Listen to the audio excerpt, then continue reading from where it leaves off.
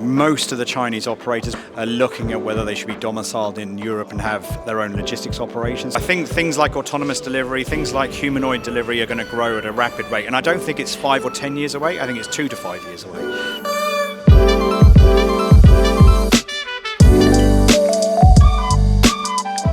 Okay, so here we are with Charles Brewer, a magic person in the industry, over 40 years in the logistics space, and since 2000 you have been moving, traveling, working all around the world, South Africa, Asia, North America, and over 20 years now in Singapore, and now CEO of Pos Malaysia. Tell us a bit more about yourself, your company, your role. Sure. So as you rightly introduced, I've been in this industry now for more than 40 years. It's just I use good moisturiser, so I look a lot younger than I really am. But no, I love it. I mean, I sort of fell into the logistics business when I was a very young man, and instantly fell in love with what it was, because every day is different. Every day we move different parcels, in many cases essential parcels, so that makes it fantastic. And then the ability and the opportunity. When I first joined or came into the sector, my interest was always that I wanted to go and work overseas, so I was been given some wonderful opportunities to now move, as you mentioned, move all around the world. And I sort of politely, uniquely, creatively sort of coined myself as the international man of mystery. I've now been to 119 countries and worked and operated on every single continent, and it's been fantastic. I'm coming towards the latter end of my career now, but I was just talking to somebody earlier and saying that I've been so fortunate to have seen the things I've seen, worked in the countries I've worked in, and experienced the things I've experienced. It's been fantastic. So I'm not sure who I am. I get asked very often what nationality, so I'm not really sure anymore, but I think I'm still English, just about. For sure, you are a global person, and I think we have a similarity. I fell in love with logistics when I was like 7 because of my grandpa, but similar story. I don't have 209 countries in my passport, but lucky guy. When comparing two main regions in terms of parcel business, Asia versus Europe, which is your point of view on this?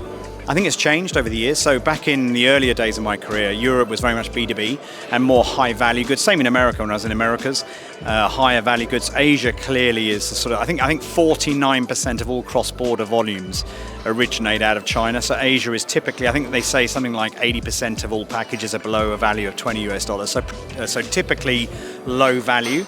But as you mentioned, and as you know, over the last 10, maybe 15 years, but 10 or 5 or 10 years in particular, Asia's become a dominant force. You only have to look around Europe, and in Portugal in particular, look at the volumes coming in from Temu and Shein and TikTok coming soon and so on and so forth. It's all originating out of Asia. So Asia is a powerhouse in terms of e-commerce parcels, and Malaysia, my little country where I work, Malaysia, plays its part in that as well, yeah.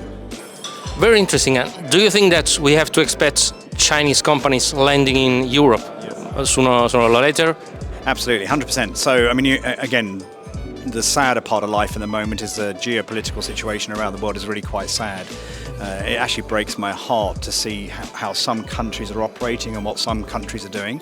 But anyway, to the point, and talking about the industry, with the tariffs and the trade wars that are going on between the US and other markets, China is refocusing its efforts on Europe, refocusing its efforts on Southeast Asia, refocusing its interest in the Middle East, refocusing its interest in Africa. They're not, I don't think they're overly worried about the US situation. They know the world is a big place. So I think to your point, I mean, you already had a lot of volume coming into Europe from Asia. I think that's going to grow even more so over the next sort of 12, 24 months. And to your point, most of the Chinese operators, whether they're platforms or courier operators or postal operators for that matter, are looking at whether they should be domiciled in Europe and have their own logistics operations. So I think we'll see, as we've seen in Malaysia to be fair, and as we've seen in Southeast Asia, we'll see Chinese operators not just selling into those markets, but probably operating in those markets as well, yeah. Yes, fully operating almost everywhere, we can say. Well, now let's move on to the out-of-home topic. We know it's our business. We know a lot about Europe, it's growing at double-digit growth, but we don't know so much about Asia, where on the other side we know that parcel volumes are quite crazy. Yeah, so that's a really interesting point, and I get asked this very often, particularly from out-of-home providers, about Malaysia and Southeast Asia and Asia in general. Asia's very different. In fact, I was just talking about this last night with a colleague Asia is very, very different to Europe. So COVID did a number of things, and it wasn't a great experience for many, but from a post and parcel perspective, COVID did a number of things. In Malaysia and Southeast Asia and Asia in general, one of the things it did is it became very acceptable to not drop and go. So 3 things that are fundamentally different in, say, take Malaysia or Southeast Asia is most customers are completely okay with knock, drop and go. Secondly, porch piracy today is relatively small. So you don't even hear the phrase in Asia. So trust is high. So if they leave a parcel on the gate or leave the parcel on the other side of the gate, it's very rare for that to have a situation. Not to say it won't change in the future, but generally speaking, that's not a situation we have to. There's no burning platform to fix. And the third thing that's really unique about Southeast Asia in particular, and Asia in general, is families live together, and so there's normally someone at home. So if I was working, my mother would be at home, or if somebody else is working, their daughter's at home. You know, so there's or a maid. I mean, maids are obviously very, very common in Southeast Asia. So the out-of-home parcel locker sector exists, but it's pretty small. So I was just in a panel session just now, and people were talking about how out-of-home creates convenience for the consumer. But in Malaysia, if you created it or if you're offered an out-of-home solution, they wouldn't see it as convenient. Why wouldn't you deliver it to my house? So to-door is still the preferred method. Now, I make that's the reality of life, and it's not true for every country. So Australia, lockers are more prevalent, or out-of-homes are more prevalent. In China, out-of-home is more prevalent. In Japan, out-of-home is prevalent. But in Southeast Asia, where the environment I just mentioned exists, it's not so big. But I think the key point is that this business moves fast. And so what we think is the norm today, and therefore unlikely to happen immediately, could well change. I mean, if porch piracy increases, we've looked at, we cover large geographies, and so in those large geographies where it costs us a lot of money to deliver to those addresses, or indeed from an environmental perspective it's not great, out-of-home makes more sense. So I don't think the way I've described it today doesn't necessarily mean that's how it's going to stay forever. Well, thank you, Charles. You are all the time saying a lot of interesting things. Let's say that there is a space of growth for everything and for everyone, particularly in Asia. And, speed of growth, innovation, 2 key factors for the parcel business. From these 2 points of view, how do you compare Asia and Europe? Yeah, it's again very different, and every market is different, even within those regions.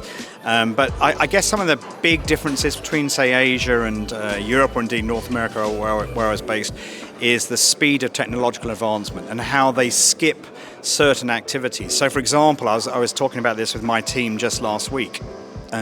Autonomous vehicle delivery is already available, and being operated in many countries, but autonomous delivery is only effective if you have something to do the last mile, yeah? And so humanoids, which sounds very Star Wars and Star Trek and futuristic, is really on our doorstep.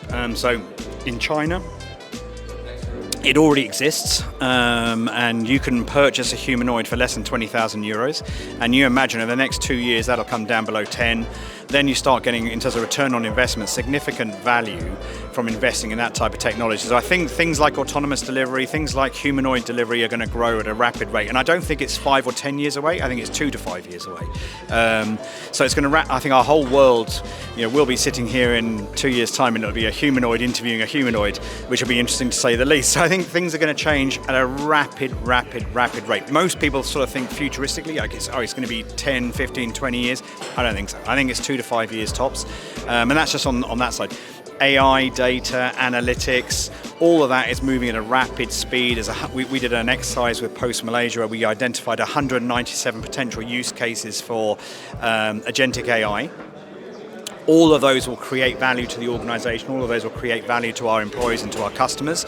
And again, it's not 5 or 10 years away, it's 1 to 2 years away. So it's how fast can you go to make sure you stay at the front of that wave. And what we do in Asia, I say we, I'm English, but what we do in Asia will quickly be followed in Europe. I think probably Europe's a little bit behind from that perspective compared to mainland China, for example, or indeed compared to Asia, but they'll quickly catch up. So I think, again, the key point is, and it's my opinion, is the speed of change that we're going to see over the next 1, 2, 3, 4 years, tops 1, 2, 3, 4 years, vis-a-vis what we've seen over the last 20 years is going to be beyond most of our recognition, our ability to recognize what it's going to look like. Yeah. Absolutely, I agree with you. I think it won't be easy for everyone to digest these changes, but yes, Asia is leading in terms of technology, while Europe is leading in terms of out-of-home adoption. My last question, Charles. WMX started a few hours ago. Today, which is your feeling about such an event? I love it. I love it. And I want to say thank you to Bloq.it for being a supporter of it. I think it's absolutely fantastic. It's really necessary. You know, I've said this for many years, that most of us on the post and parcel side are going through very, very similar challenges and face similar opportunities. And the more we get together like this and discuss and talk about and recognise how different postal operators are coming at different problems, or different parcel providers coming at different opportunities, the better for the business. So, it's great to reconnect with great people. I love that. It's fantastic. I see people here that I haven't seen for years and years and years. It's great to meet new people face to face, if not digitally. So it's nice to meet you face to face finally. And I learn every time I come to one of these events. I learn. So I think WMX is doing an outstanding job, and again I thank you for supporting, because I think it's necessary. Yeah. Thanks again, Charles. Yes, discussion leads to innovation all the time. Thanks for your time. My pleasure, my friend.